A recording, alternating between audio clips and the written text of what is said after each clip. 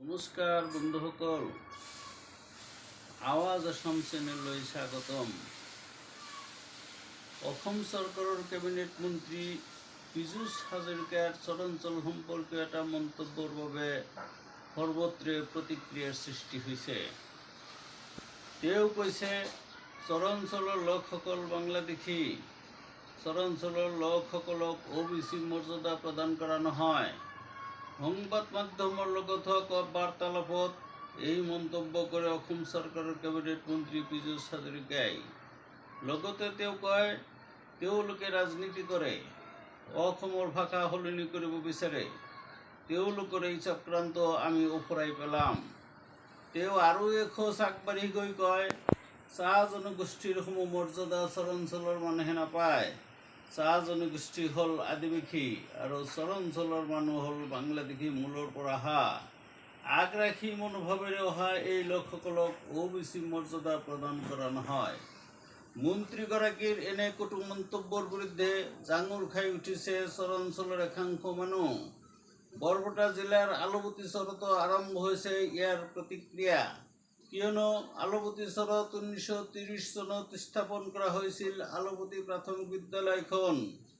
1925 চনত তাৰাবাড়ীত অনুষ্ঠিত জিলা কংগ্ৰেছৰ অধিৱেশনৰ অভ্যৰ্থনা সমিতিৰ সভাপতি আছিল আলুবতী চৰৰ ডাঙৰ ব্যৱসায়ী শেঠ কছিমুদ্দিন চাহাব। তেখেতৰ চৰাঘৰত স্থাপন হোৱা আলুবতী প্ৰাথমিক বিদ্যালয়খন অসমীয়া মাধ্যমত স্থাপন কৰা হৈছিল। 1948 চনত মেট্ৰিক পাছ কৰি কটনত পঢ়া সিৰাজুল হক আছিল কছিমুদ্দিন চাহাবৰ ল'ৰা আৰু তেওঁ অসমীয়া মাধ্যমত পঢ়িছিল। গোৱালপাৰা জিলাৰ বুদুচৰৰ মিয়াচান আলী 1942 চনত মেট্ৰিক পাছ কৰিছিল অসমীয়া মাধ্যমত পঢ়ি। আজিও চৰাঞ্চলত অসমীয়া মাধ্যম প্ৰচলিত আছে।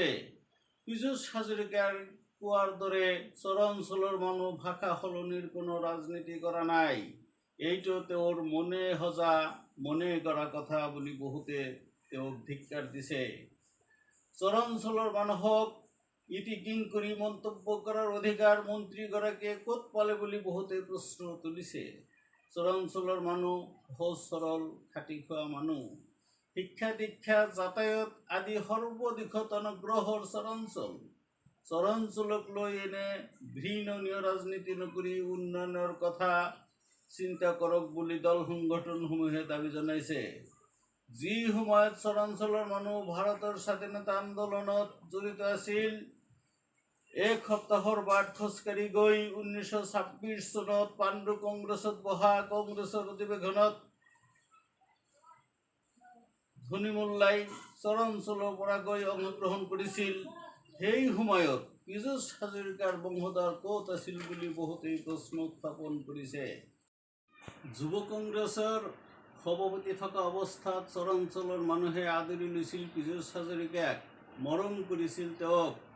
আজিও তেওঁৰ প্ৰতি চৰাঞ্চলৰ মানুহৰ মৰম অটুট আছে। স্পষ্টবাদীভাৱে পীযুষ হাজৰিকাক ভাল পায় চৰাঞ্চলৰ মানুহে। আলুবতী চৰত মিটিং কৰিবলৈ অহা পীযুষ হাজৰিকাক সকলোৱে নিজৰ সন্তানৰ দৰে আদৰ কৰিছিল। আজিও সেই আদৰ পাহৰা নাই। কিন্তু গেৰুৱা বসন পিন্ধি পীযুষ হাজৰিকাই হিমন্ত বিশ্ব শৰ্মা ডাঙৰীয়াৰ মন্ত্ৰী সভাত কেবিনেটৰ মৰ্যাদা লাভ কৰি পাহৰি গ'ল চৰাঞ্চলৰ মানুহক। মোৰ এই ভিডিঅ'খন চোৱাৰ বাবে ধন্যবাদ। ভিডিঅ'খন ভাল লাগিলে লাইক আৰু শ্বেয়াৰ কৰিব আৰু চেনেলখন ছাবস্ক্ৰাইব কৰি কাষত থকা বেল আইকন ক্লিক কৰিব। ধন্যবাদ।